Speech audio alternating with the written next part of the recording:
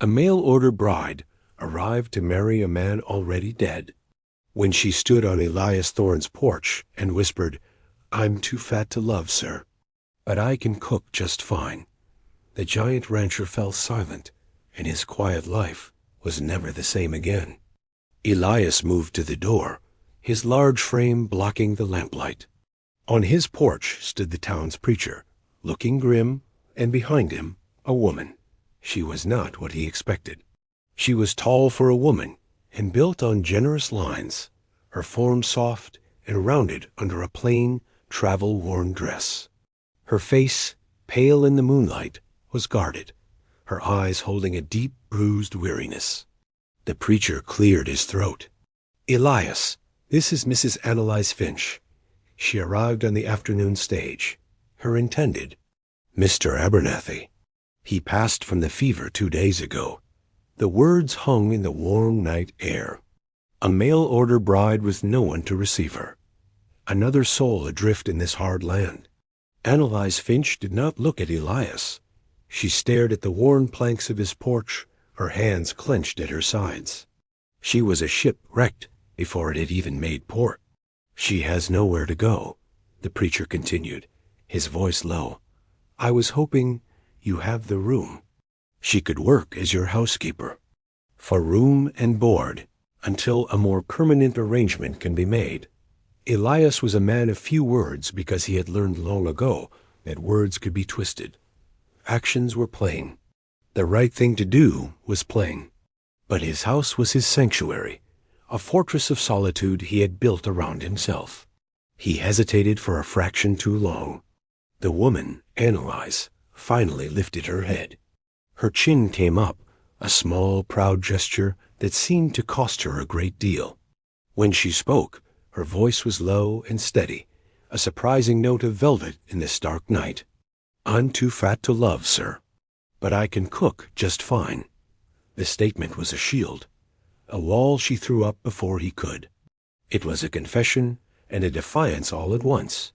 The giant rancher fell silent. He was not silent because of her words, but because of the immense, heartbreaking bravery it took to say them. He looked at her, truly looked at her, and saw not her size, but the strength holding her together. He saw the survivor beneath the warm dress. He stepped back from the door, opening it wider. It was an invitation. "The stove is clean," he said, his voice a low rumble. "But the pantry is a mess."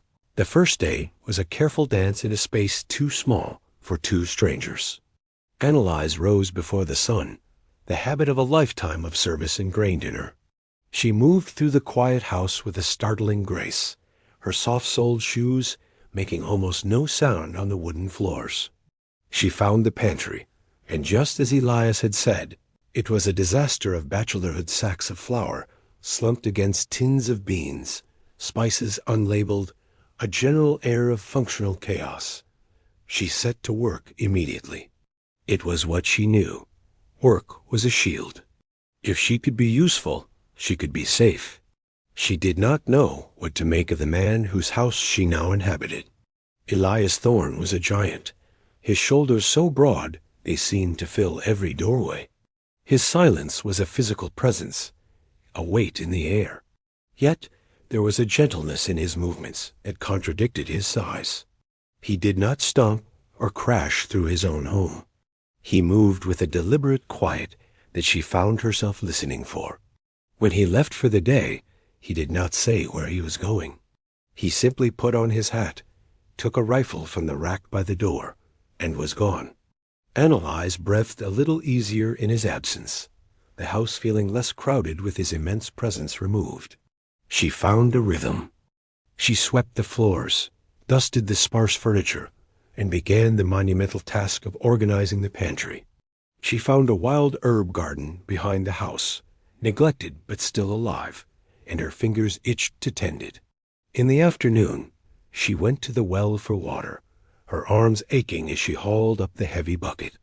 The next morning, she found a full bucket of fresh, cool water waiting for her on the porch steps. He had drawn it for her before he left, without a word, a small, unspoken kindness. It was a crack in the wall of his silence, a gesture that spoke more than a dozen pleasantries. That evening, when he returned from the fields, the house smelled of baking bread and roasting chicken. He stopped just inside the door, his head lifting like a wolf scenting the air. It was a smell his house had not known in a very long time. Annalise had set the table for two. She placed a plate of food in his usual spot by the hearth, assuming he would prefer his solitude.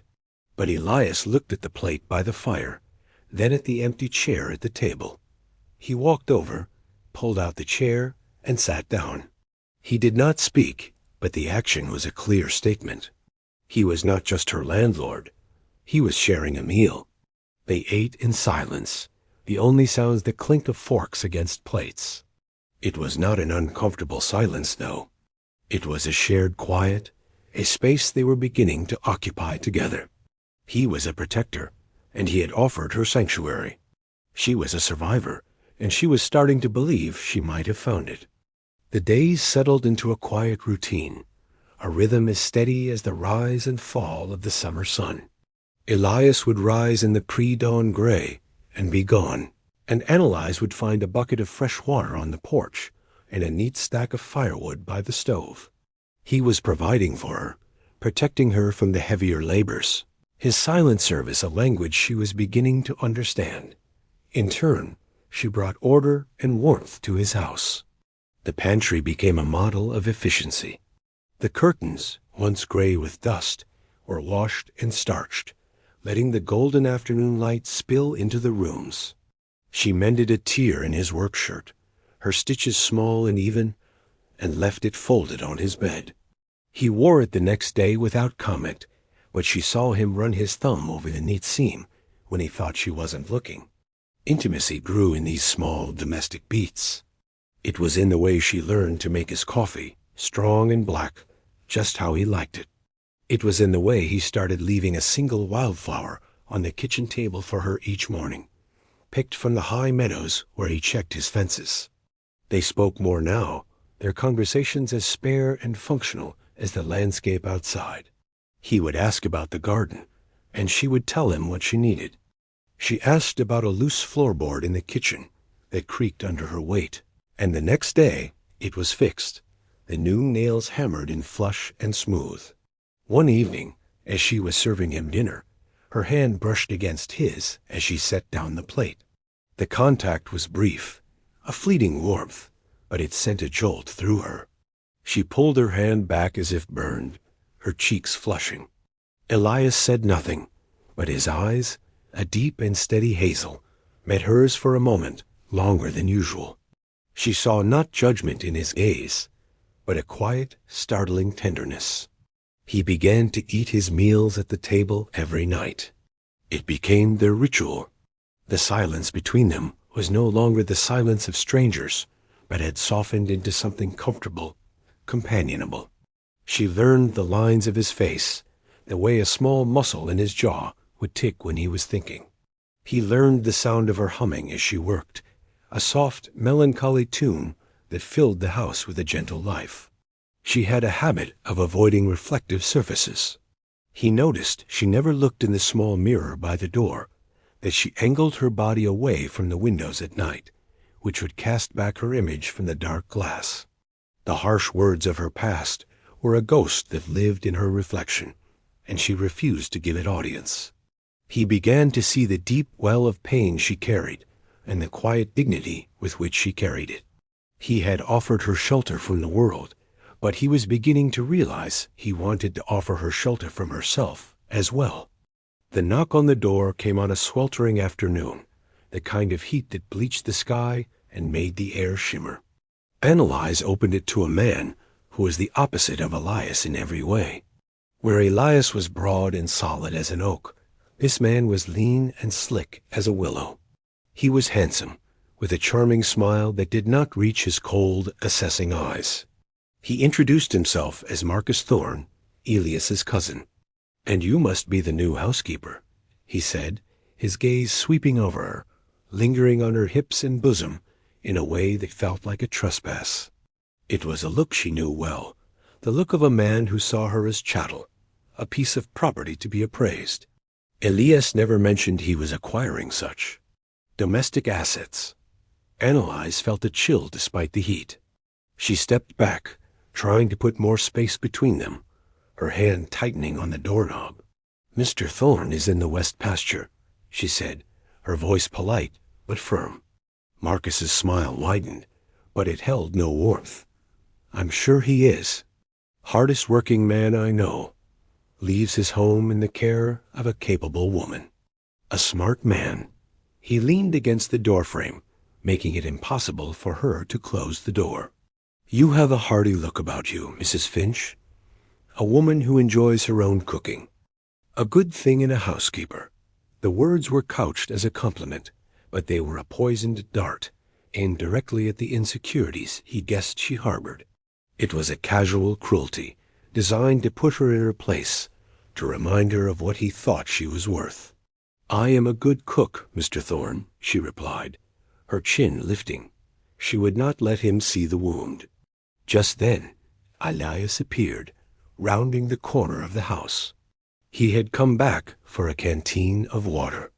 He took in the scene in an instant, Marcus leaning in the doorway, the predatory look in his eyes, the rigid set of Annalise's shoulders.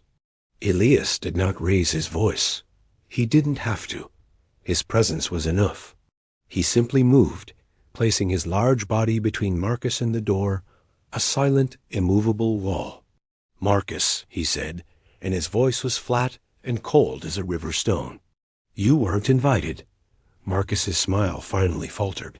He looked from Elias's granite face to Annalise, who was now safely behind the bulwark of Elias's shoulders.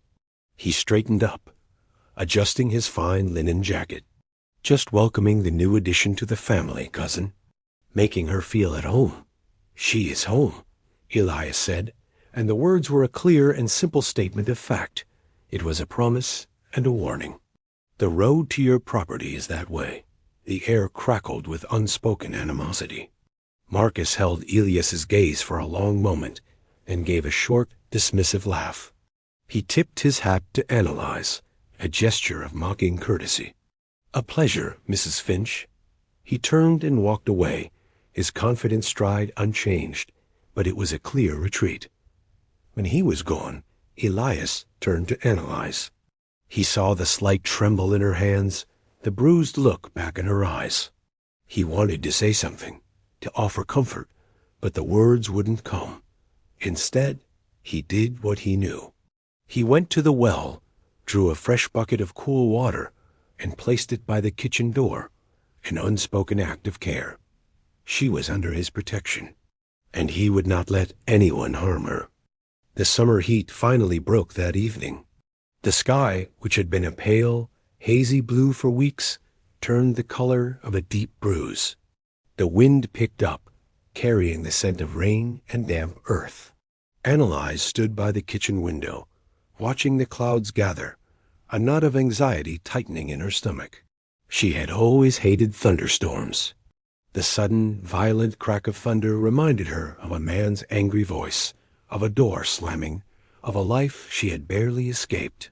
As the first drops of rain began to fall, fat and heavy against the dusty ground, the sky split open with a flash of lightning, followed an instant later by a deafening roar of thunder. Annalise flinched, her hands flying to her mouth to stifle a small cry. The house shook. The lamps flickered. She felt trapped, the storm outside mirroring the one inside her.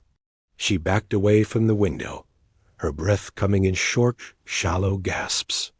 Elias found her there, standing in the middle of the kitchen, her hands clenched into white-knuckled fists at her sides. He had seen the first flash of lightning, and had known, with a certainty that surprised him, that it would frighten her.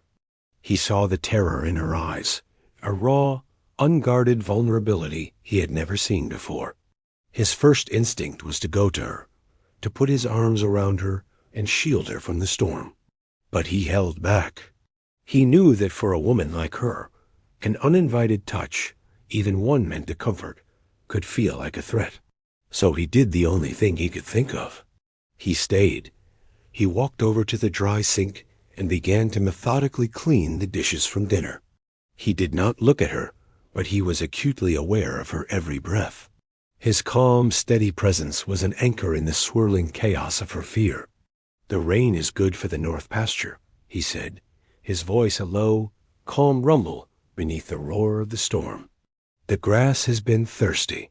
He spoke of simple, solid things, the land, the horses, the coming season.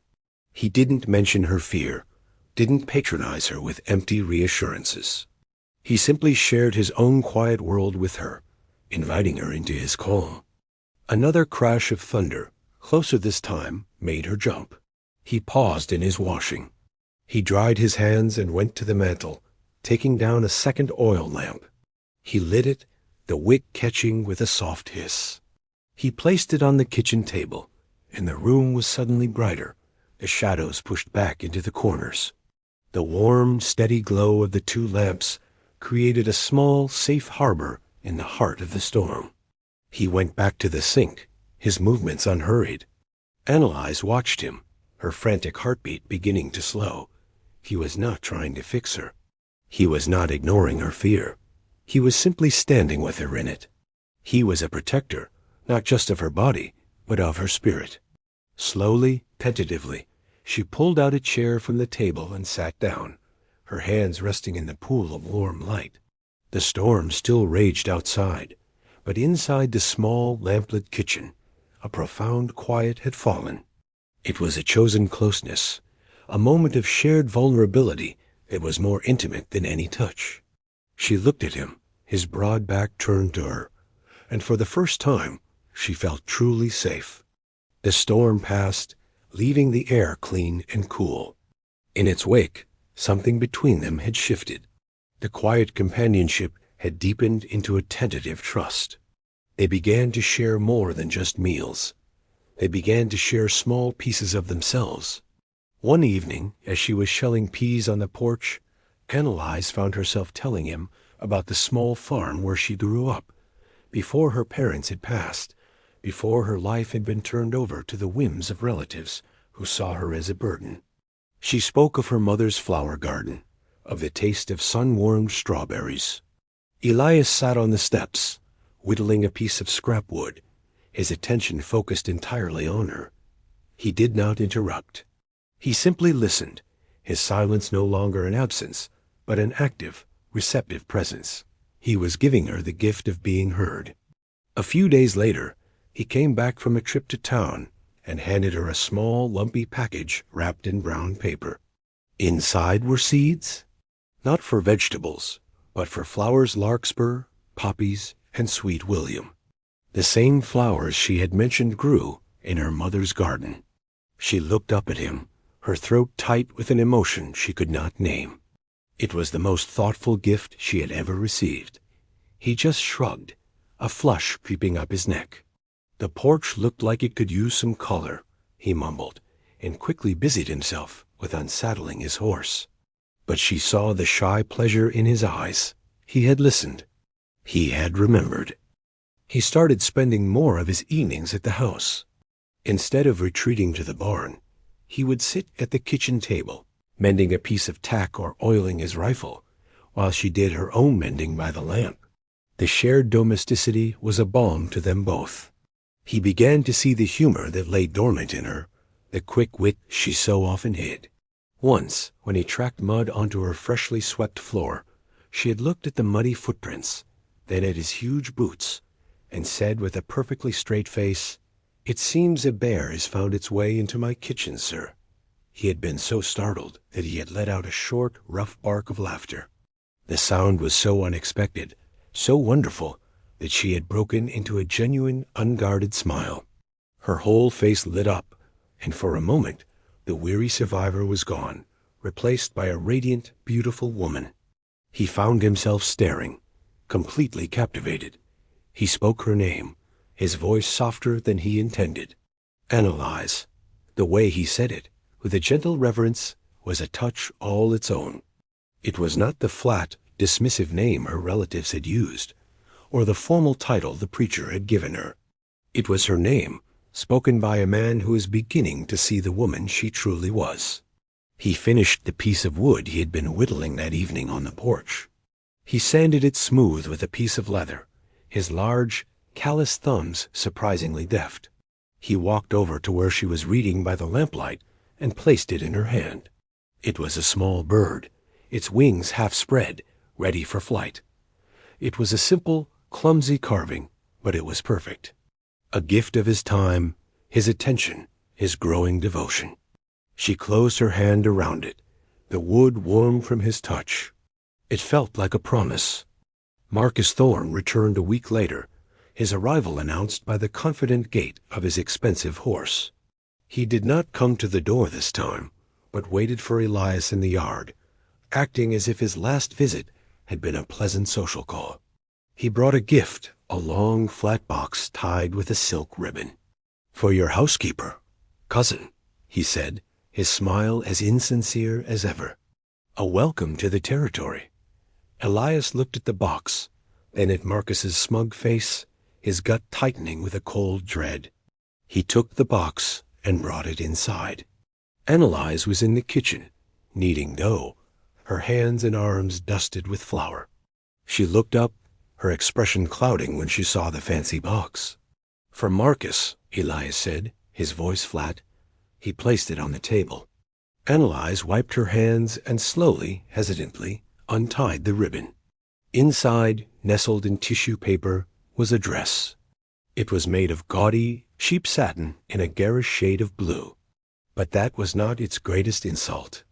It was, quite clearly, at least 2 sizes too small.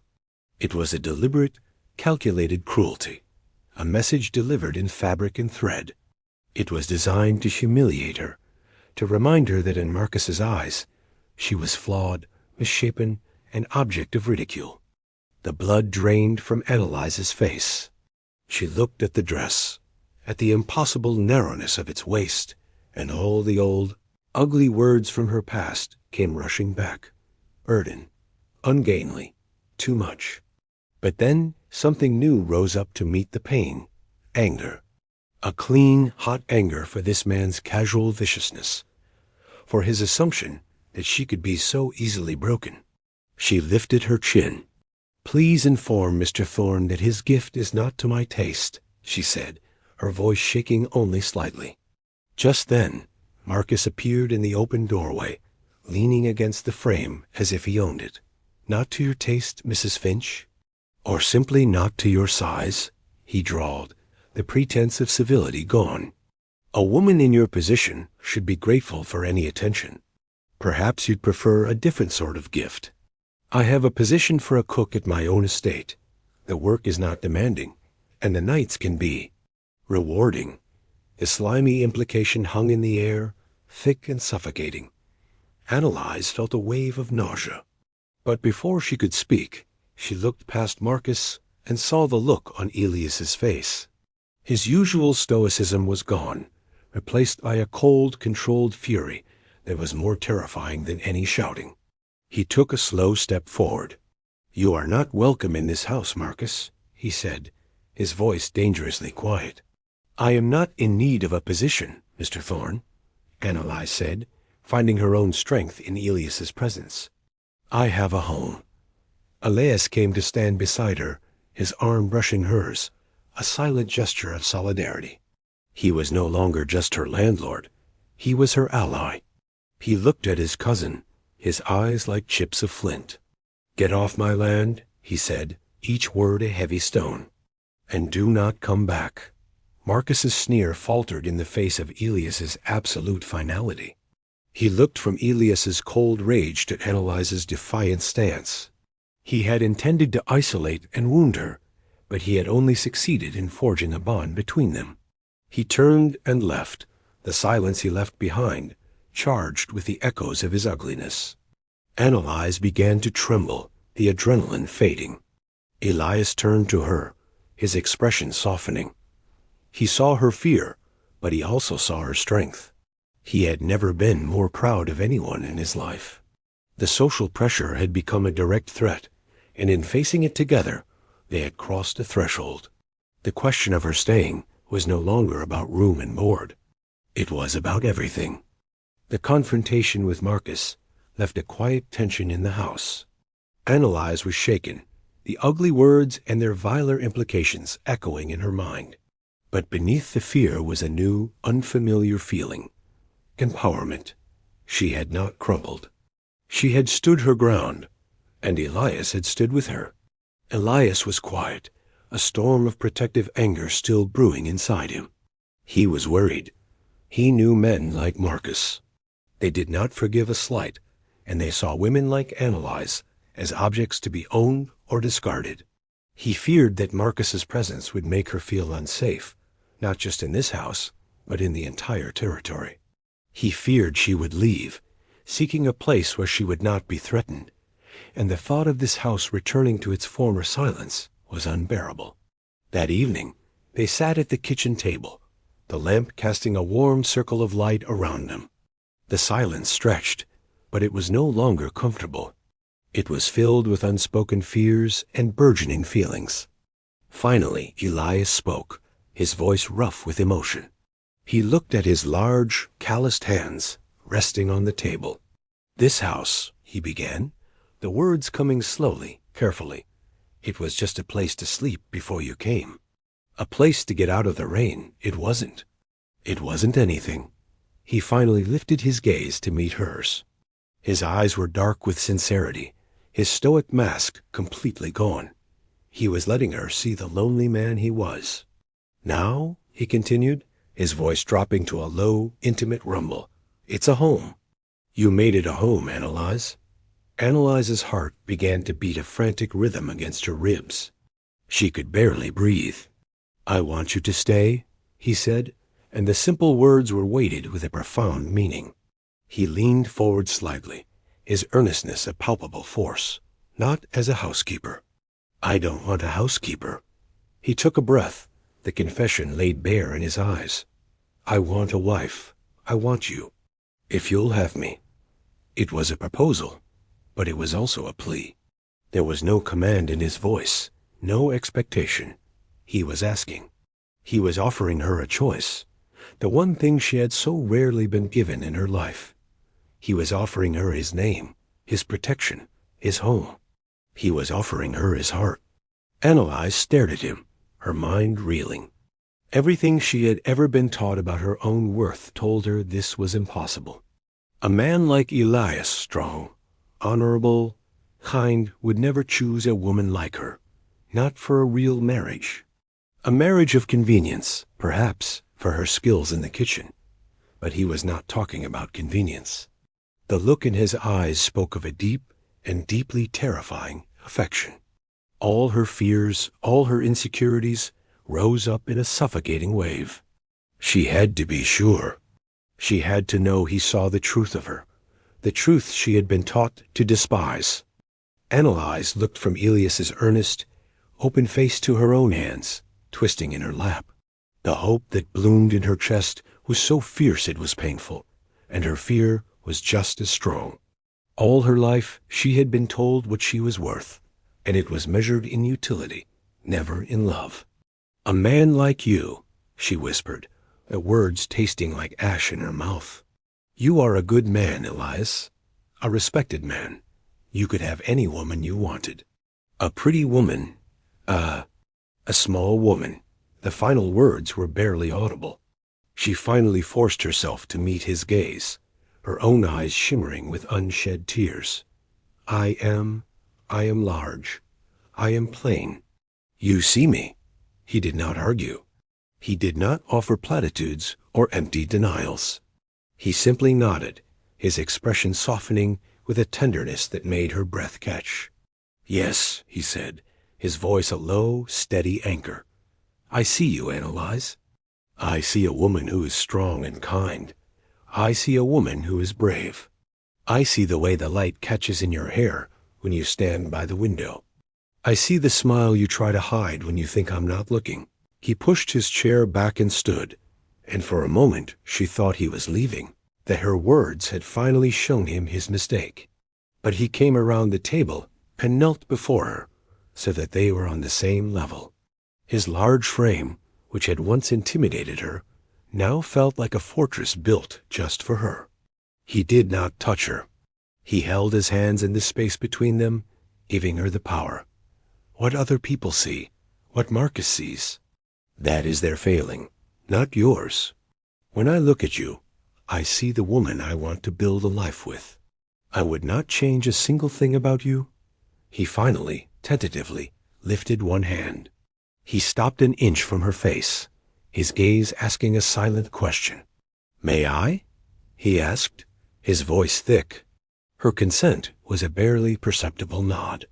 His calloused, work-roughened fingers touched her cheek with a reverence that felt like a prayer.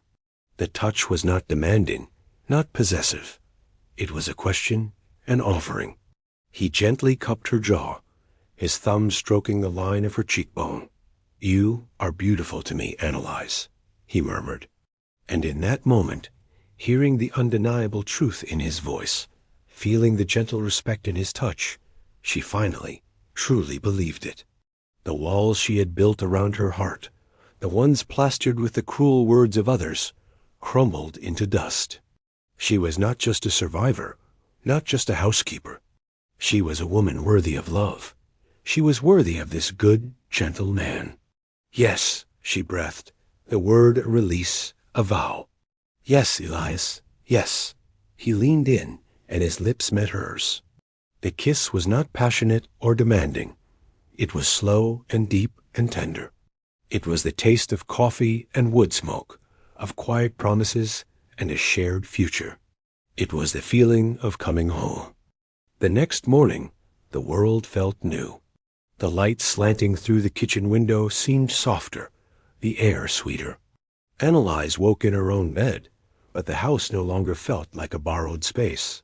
It felt like hers. When she entered the kitchen, she found Elias already there, a fire crackling in the stove. He was standing by the counter, a mug of coffee in his hand, watching her. A slow, gentle smile spread across his face, a smile that reached his warm hazel eyes. "Good morning," he said, and the simple words were filled with an intimate warmth that made her cheeks glow. He had already made coffee. He poured a mug for her and held it out. As she took it, his fingers brushed against hers, and this time she did not pull away. She savored the brief, deliberate touch. The awkwardness of the first days was gone, replaced by a comfortable, tender intimacy. They moved around each other in the small kitchen, a silent, easy dance. While she prepared breakfast, he stood beside her, watching her hands as she cracked eggs into a bowl. He reached out and gently tucked a stray strand of hair behind her ear. The gesture was so simple, so domestic, but it was more profound than any grand declaration. It was an act of quiet devotion. "We'll need to add a room," he said, his voice a low rumble near her ear. "A proper bedroom, with a window that faces the sunrise." Annalise stilled, the bowl in her hands. He was talking about the future, not a vague, distant future, but a tangible one made of wood and nails and windows. He was talking about building a life, a space that was not just his, but theirs. The "we" in his sentence was a quiet vow, a promise of a shared existence. "And a bigger pantry," she replied, a shy smile gracing her lips. "If you expect me to keep you fed," he laughed, the deep, rich sound that she loved. "That's a fair trade." The day was spent in a haze of gentle discovery. They talked more than they ever had, sharing stories of their pasts, their small, quiet dreams for the future. He learned that she had a secret love for reading, and he showed her a small, locked chest that had belonged to his mother, filled with books. She learned that his stoicism was a form of shyness, a shield for a deeply feeling heart. The aftercare was not in grand gestures, but in these small acts of seeing and being seen.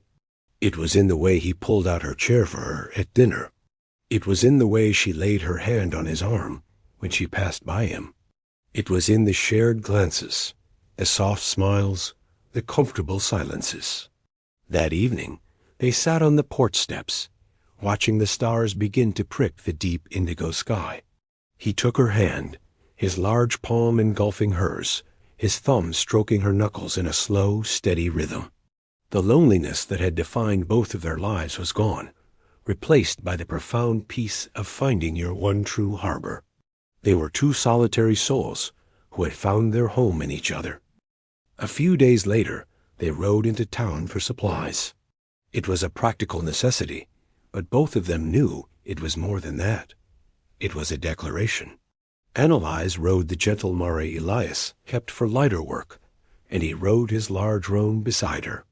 As they rode down the town's dusty main street, she felt a familiar flutter of anxiety. She was acutely aware of the curious glances they received, the whispers behind hands as they passed. A giant of a man like Elias Thorne, who had kept to himself for years, was now riding with the mail-order bride who had been left stranded. It was the stuff of town gossip for a month. Elias seemed oblivious to the stairs, but Annalise knew he was not. He sat tall in his saddle, his presence a solid, reassuring shield. When they dismounted in front of the general store, he came around to her side and offered his hand to help her down. It was a simple, gentlemanly gesture, but it was performed with a deliberate care that was not lost on the onlookers. He was showing them she was precious to him. Inside the store, the air was thick with unspoken questions.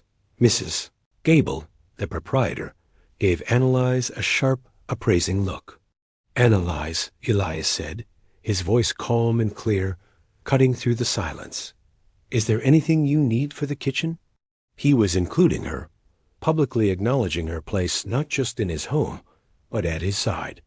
As Annalise was choosing some fabric, a shadow fell over them. Marcus Thorne stood in the doorway, his arms crossed, a contemptuous sneer on his face. He looked from Elias to Annalise, his eyes lingering on her with open disdain. "Well, well, cousin," Marcus drawled, loud enough for the whole store to hear. "I see you found a use for the stray after all. I hope she's earning her keep." The insult was blatant, designed to humiliate them both. Annalise flinched, her cheeks burning.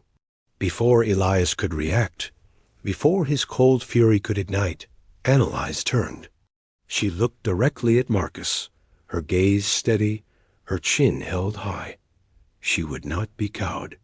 Not anymore. Elias moved to stand just behind her, his hand coming to rest on the small of her back. The touch was light, but it was a solid, unwavering statement of support. It said, "I am with her. She is mine. We are one." The entire store watched the silent drama unfold. Marcus's sneer faltered as he looked at them, the stoic, immovable rancher and the proud, resilient woman he so clearly cherished. They were a united front, their quiet dignity a far more powerful weapon than his cruel words. Marcus saw he had lost. He had tried to expose what he saw as her weakness, but had only succeeded in showcasing their strength. With a dismissive scoff, he turned and left the store. The tension broke. Mrs. Gable, who had been watching with hawk-like intensity, gave Annalise a small, almost imperceptible nod of respect. The choice had been made, not in a church or before a judge, but here, in the dusty aisle of a general store. They had faced the predator together and had won, not with violence, but with the unassailable power of their mutual devotion. They rode home in the late afternoon, the silence between them comfortable and deep. The confrontation in town had not weakened them. It had tempered their bond, hardening it into something unbreakable. As they crested the last rise, the ranch came into view, nestled in the hollow of the hills.